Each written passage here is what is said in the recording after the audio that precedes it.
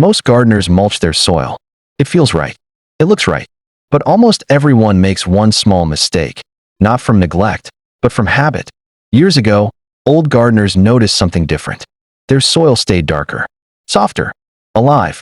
Not because they worked harder, but because they paused before mulching. This quiet trick isn't written on bags or taught online. It costs nothing, yet it lets air, moisture, and soil life settle before being covered. Once you understand it, mulch stops smothering the soil and starts feeding it. This isn't a shortcut. It's a reminder that good gardens, like good lives, grow better when we slow down and listen. The mulch everyone uses, but few understand. Most gardeners mulch because they were told to. A neighbor said it works. A magazine recommended it. A bag at the garden center promised fewer weeds and healthier plants.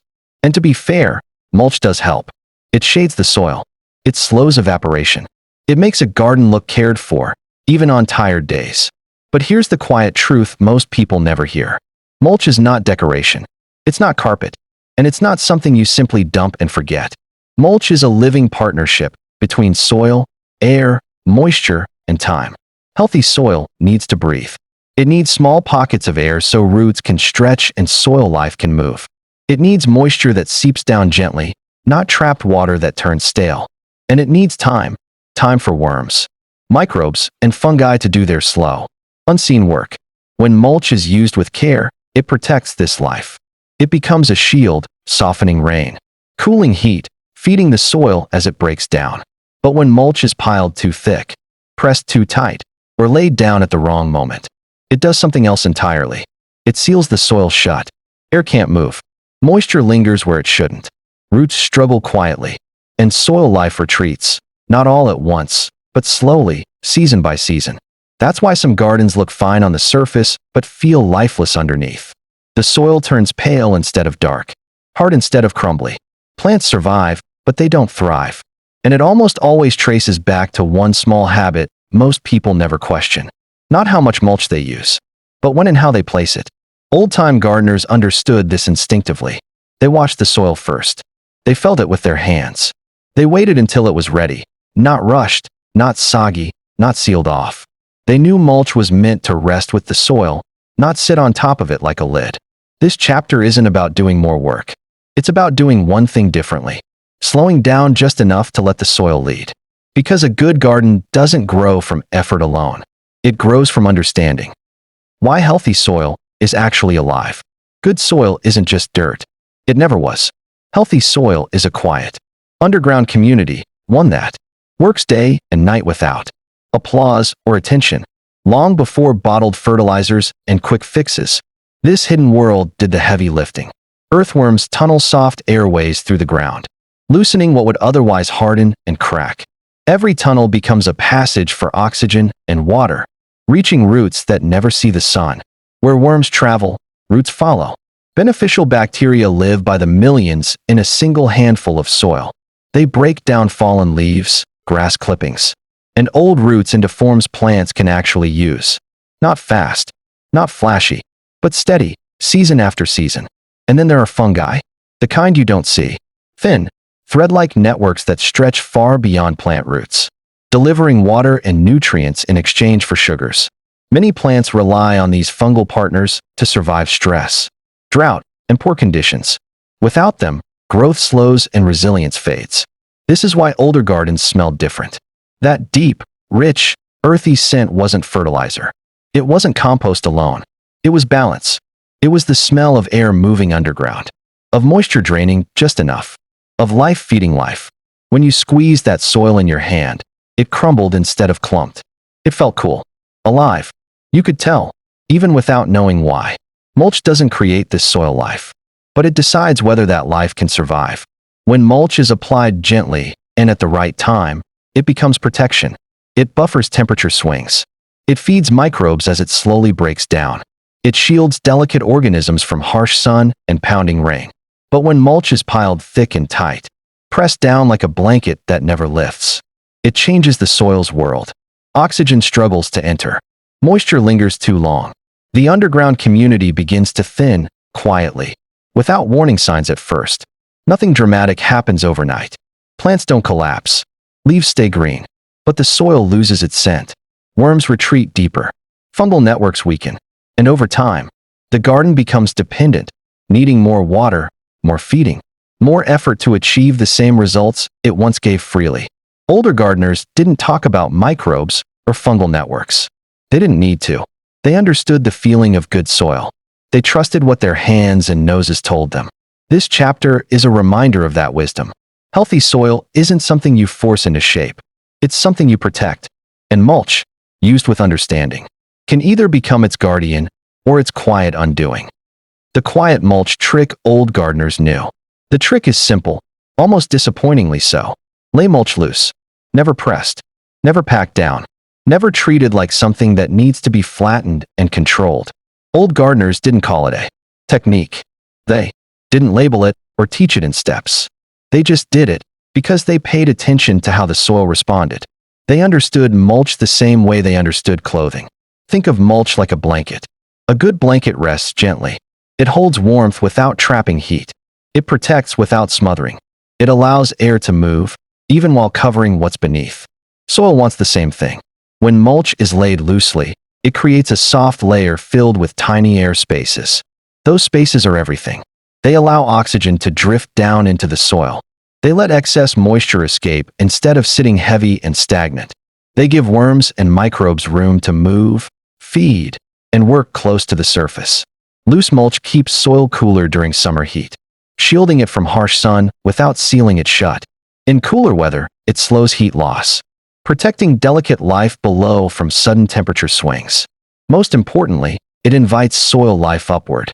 Worms stay near the surface where organic matter is fresh. Microbes thrive in balanced moisture. Fungal networks remain intact instead of collapsing under pressure. And when soil life is active near the top, nutrients cycle more efficiently, roots grow more freely, and plants become stronger without extra help. This one change alone can quietly transform a garden over time. Not overnight, not dramatically, but steadily. Soil darkens, texture softens. That rich, earthy smell begins to return. And nothing new was added. No additives. No special blends. No expensive products. Just understanding. Old gardeners trusted the process. They knew that forcing neatness often cost them vitality. So they chose function over appearance, and the garden repaid them with resilience. Loose mulch may look slightly imperfect. It may shift after rain. It may not photograph as cleanly as pressed beds. But beneath the surface, life is working again. And that's the kind of progress that lasts.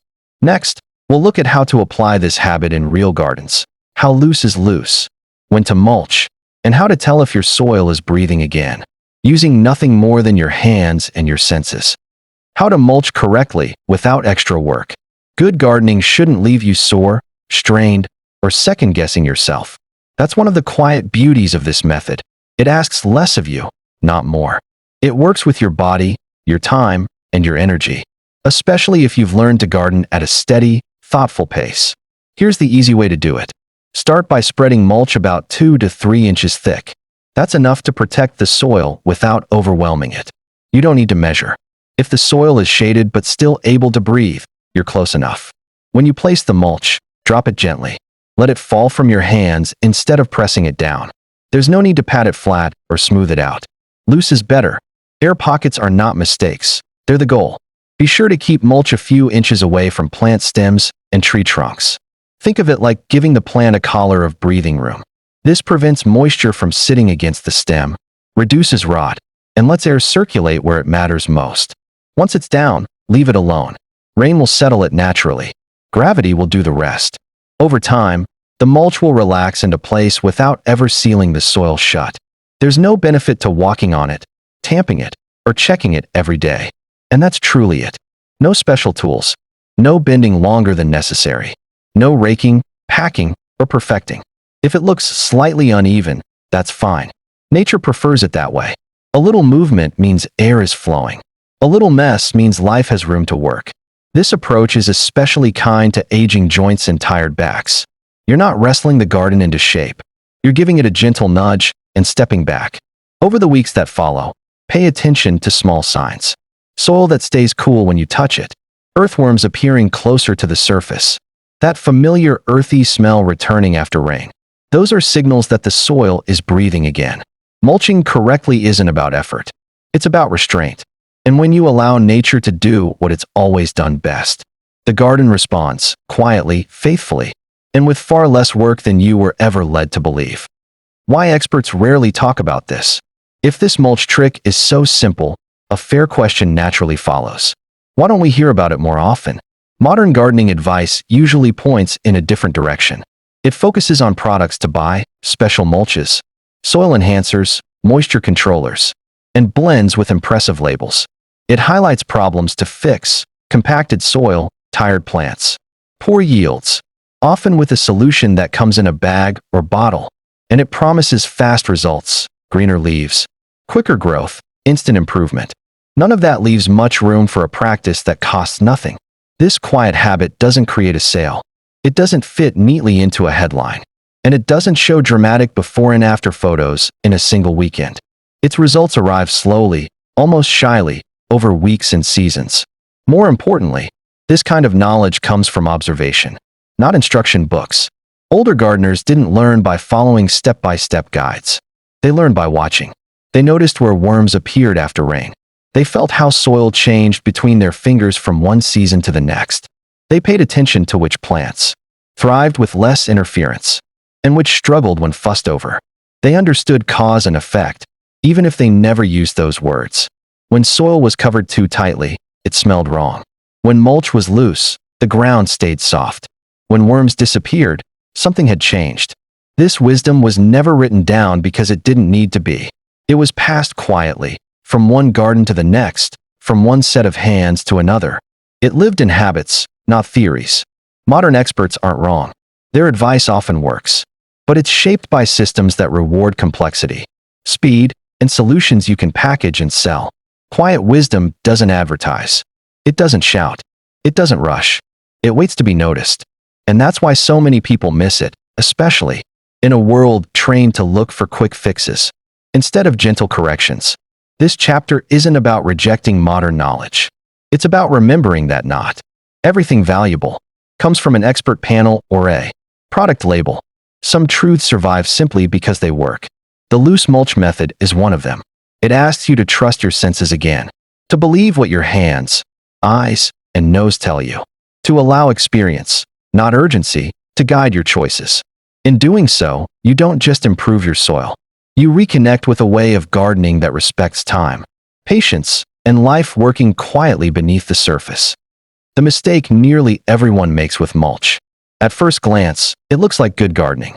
The mulch is spread evenly, pressed flat, smoothed into clean lines, sometimes even walked on to set it in place.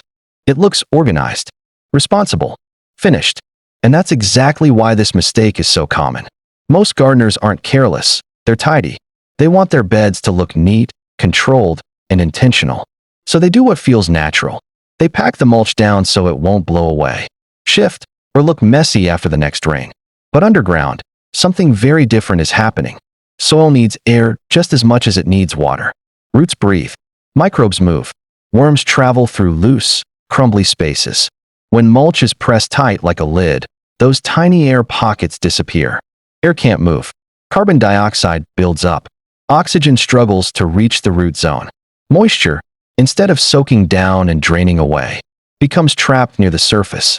The soil stays damp longer than it should, not the healthy kind of moisture, but the stagnant kind that encourages stress and rot. Worms notice this before we do. They retreat deeper, searching for oxygen. Some leave altogether. And with them goes the natural mixing and aeration that keeps soil soft and fertile. What was once living ground slowly becomes compacted, darker on top, but tired beneath. The plants don't complain right away. Leaves stay green. Stems stand upright. Growth continues, at first. But over time, plants become more dependent. They need more watering, more feeding, more effort to stay productive. The soil has stopped helping. This is why some of the neatest gardens quietly struggle. Everything looks right above ground. Mulch is in place. Beds are clean. Weeds are few. Yet the soil beneath feels heavy when you dig. It smells faint instead of rich. It clumps instead of crumbling in your hand. Older gardeners rarely packed mulch down, not because they were careless, but because they understood something we've forgotten. Mulch isn't meant to seal the soil. It's meant to rest on it. Loose enough for air to pass. Light enough for water to move. Gentle enough for worms to travel freely. The mistake isn't using mulch. It's treating it like a finished surface instead of a breathing layer. Next, we'll look at the simple, almost unnoticed adjustment that changes everything, and how loosening just one habit can bring soil back to life without spending a single extra dollar. Healthy soil doesn't respond to force. It responds to patience, air, and care. So much of modern gardening teaches us to push, to fix faster, add more, and correct nature at every turn. But the soil has always asked for something simpler: space to breathe, time to adjust, and a gentle hand that knows when to step back. Sometimes the best gardening wisdom isn't louder or newer. It's quieter and older. It lives in the memory of gardens that took care of themselves, in soil that stayed cool under bare hands, in earth that smelled rich after rain, in the quiet confidence of knowing that life below the surface was doing its work without being rushed. If this story reminded you of how gardens used to be, or gave you the confidence to try again, without strain or second guessing, you're not alone. Many of us are rediscovering that the most reliable lessons were never complicated. They were patient, observant, kind. This simple mulch habit isn't about perfection. It's about trust. Trusting the soil, trusting time, trusting that small, thoughtful choices add up to lasting results. Gardens grow the way wisdom does. Slowly, layer by layer, season by season. And the longer it's allowed to settle, the stronger it becomes. If this message felt familiar, helpful, or comforting, like this video, share it with a fellow gardener who might appreciate a gentler way. And subscribe to the Evergreen Seniors, where experience matters and knowledge deepens with time. Because wisdom doesn't fade. It settles deeper and grows stronger.